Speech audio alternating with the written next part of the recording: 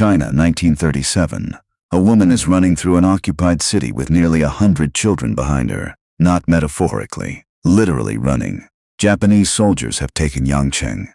The orphanage walls are no longer safe. And Gladys Aylward, a parlour maid from Edmonton, North London, who was told she had no aptitude for languages, who was rejected by the China Inland Mission, who bought her way to China on a one-way ticket because no mission board would send her, is now standing between 100 children and a mountain range that would test a trained soldier in summer, let alone a small woman in winter with no military escort, no map, and no certainty that any of them would survive. She was not supposed to be there. The world had made that clear repeatedly and with paperwork. But here she was. And here they came, 100 small pairs of feet following hers into the mountains. Her name was Gladys May Aylward. She was born on February 24, 1902, in Edmonton, a working-class neighborhood of North London that produced few missionaries and fewer legends.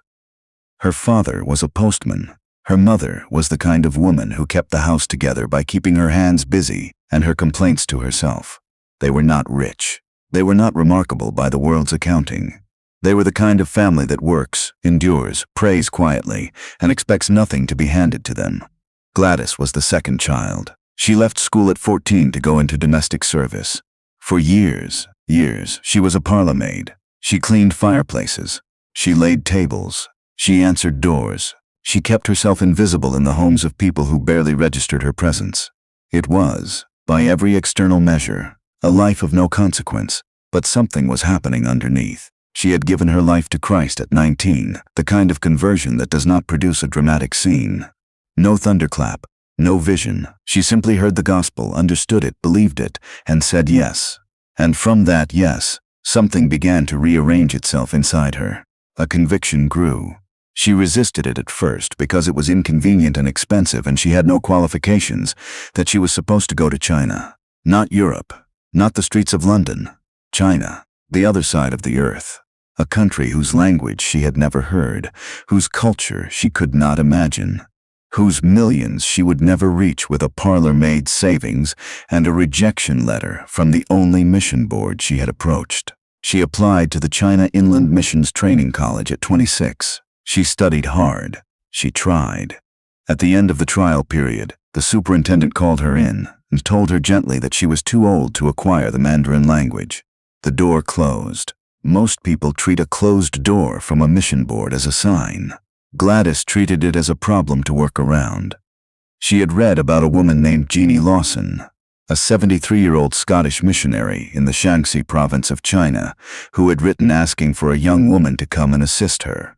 No formal organization, no salary, no guaranteed passage home. Just an elderly woman in a difficult posting who needed help. Gladys began saving. Every penny from domestic work went into a tin. She bought a ticket.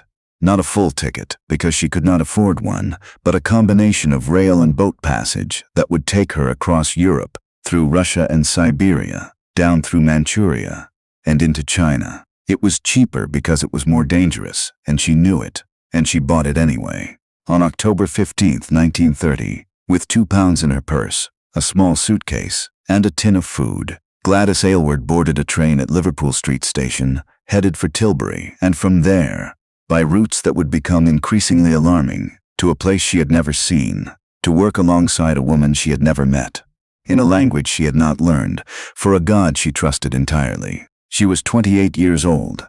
The journey across Russia alone was enough to break anyone. Soviet border guards detained her. Her train was rerouted toward a war zone between China and Russia. She ended up stranded in Chita, then in Vladivostok, then on a Japanese ship headed for Tientsin, then on a local train south, helped by strangers, guided by people who had no reason to help her, moving by some combination of stubbornness and providence towards a city she could barely pronounce. When she finally arrived in Yangcheng, an ancient walled city in the Shaanxi province, carved into mountains that looked like they had been stacked by a careless hand, she had almost nothing left, no money, exhausted, ill. And Jeannie Lawson, when Gladys finally found her, was not the reassuring grandmother figure Gladys had imagined. She was fierce, demanding, and entirely unimpressed. Gladys was home. Jeannie had a plan. Muleteers, merchants and carriers who moved goods through the mountain passes. needed somewhere to stop for the night. There was an old derelict inn in Yangcheng. Jeannie and Gladys would restore it, open it to the muleteers, and while the animals were fed and the men rested, tell them stories. Stories about Jesus. The Inn of the Sixth Happiness, they called it. It sounded simple. It was not. Gladys had to learn to grab mules by the halter and physically pull them through the gates. She had to fight off the muleteers' contempt and their mockery. She had to learn Mandarin, not slowly, not in a classroom, but the way children learn, by living inside the language until it lives inside her. The townspeople thought she was some kind of foreign curiosity. Children followed her and called out names. The magistrate of Yangcheng regarded her with a suspicion that bordered on hostility. But she stayed, and she learned, and the language came. Then Jeannie Lawson fell from an upstairs balcony. The injuries were catastrophic. Within months, she was gone. And Gladys, the parlour maid who had been told she couldn't learn Mandarin, who had no board, no backing, no partner, was alone in a foreign city with a half-finished inn and a small, stuttering ministry she had no idea how to sustain. She was 30 years old. She had nothing to go back to and no reason to stay except the one that had brought her here. She stayed. God's provision arrived in small, particular, and sometimes humiliating forms. The local mandarin, the governing official of Yangcheng, came to her one morning with an unexpected proposal. The central government in Nanking had issued a decree forbidding the binding of women's feet, a practice that had been enforced for centuries and had left generations of Chinese women with broken, deformed bones. The decree existed on paper. Someone had to actually enforce it in the villages. It required a woman. It required someone who could move between villages, gain the trust of women, and physically inspect the binding. The mandarin needed a foot inspector. He had noticed Gladys. She accepted. She had no feet for the position, of course, in the sense that she had no training, no official standing, and no local authority. What she had was unbound feet, an oddity in Yangcheng that suddenly became a credential, and the willingness to walk. Walk she did. Village to village through the mountains she had arrived in with trembling legs, now navigating with a confidence that surprised even her. In every village she inspected feet, filed reports, and told stories, the same stories she had been telling at the inn. The muleteers had begun to spread them. The villages were beginning to listen. She was becoming known. In 1936, Gladys made a decision that officially changed her legal identity. She became a Chinese citizen.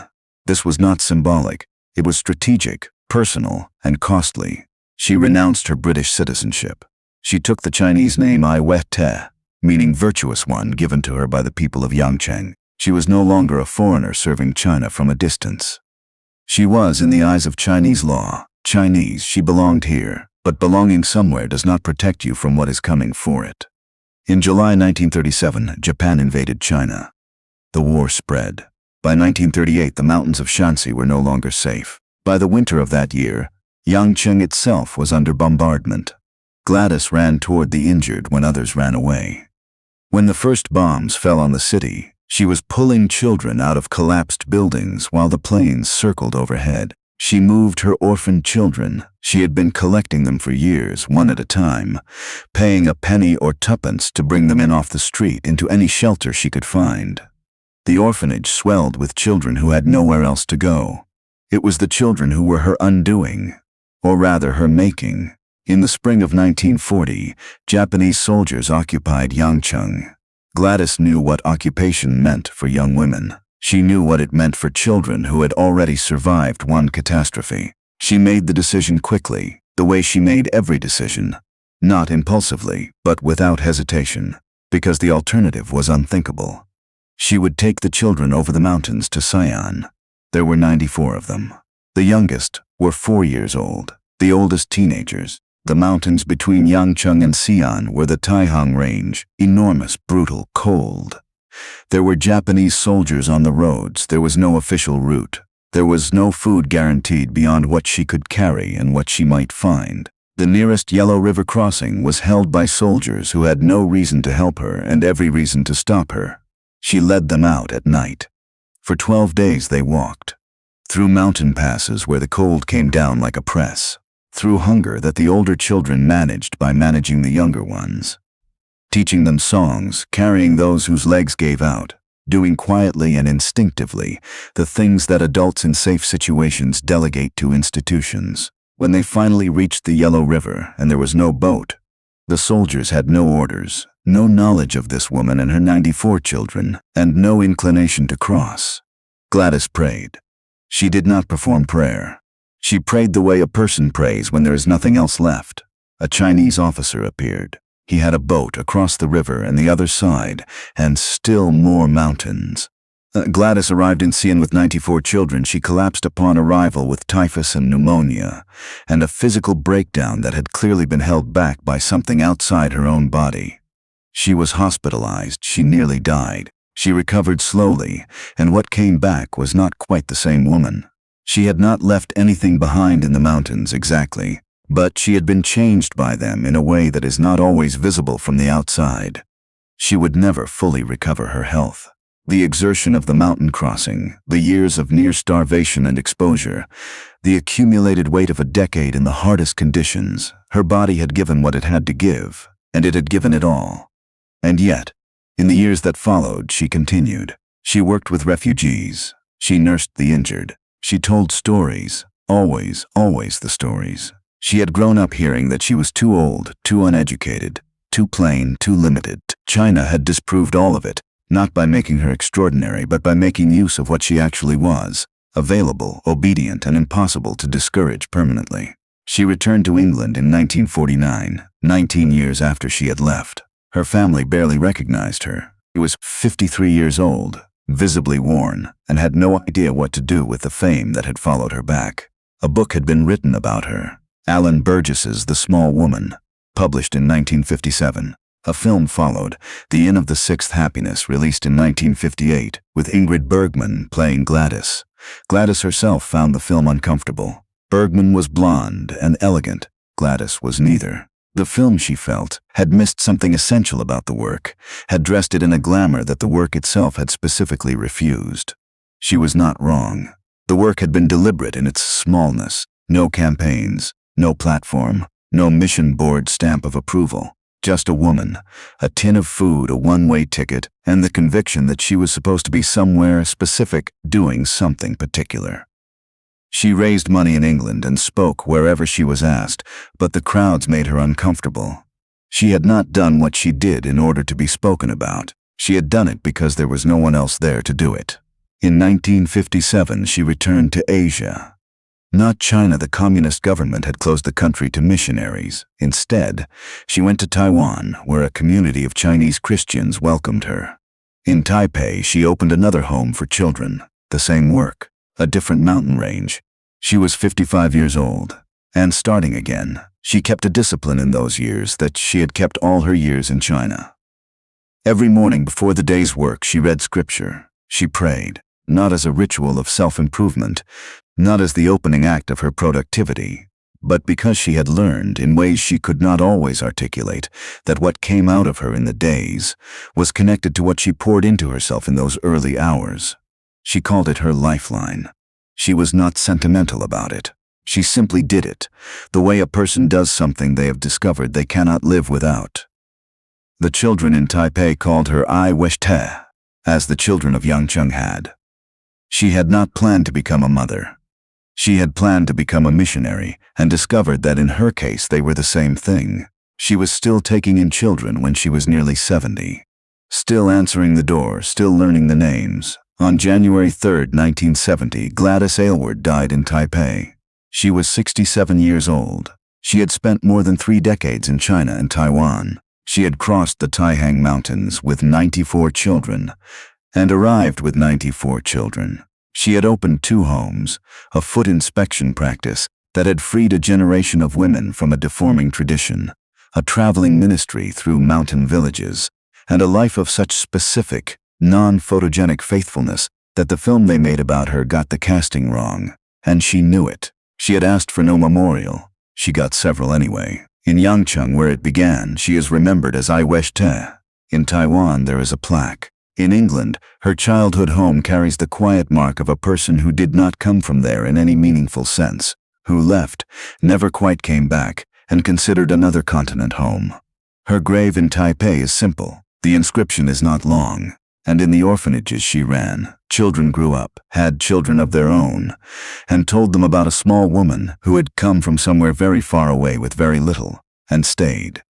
There is a question that her story leaves behind, and it is not about extraordinary courage or unusual faith. It is more uncomfortable than that.